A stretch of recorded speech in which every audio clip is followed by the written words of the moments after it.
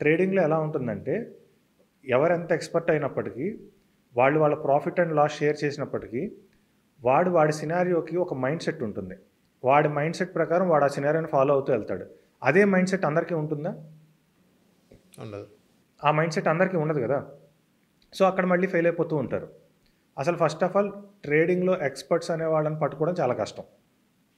Profit and లాసుల్లో కూడా gamblings ఉన్నాయి. హ్మ్.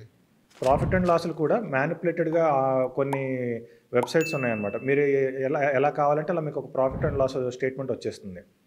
సో, వాటిని బేస్ చేసుకొని profit and loss PL and statements అంటారు జనరల్‌గా.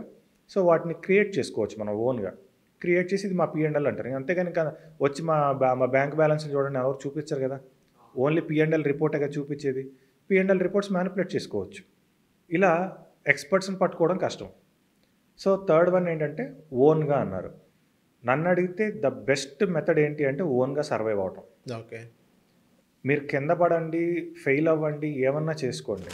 కానీ ఓన్‌గా సర్వైవ్ అయిన దాని ముందు ఇంకవేవి పనికిరావు. ఓకే. కాకపోతే ఏంటంటే మీరు కింద పడి ఫెయిల్ అయ్యి ఏం చేసినా గానీ, దాన్ని వదలకుండా చేస్తే ఖచ్చితంగా ఒకరోజు సక్సెస్ వస్తుంది.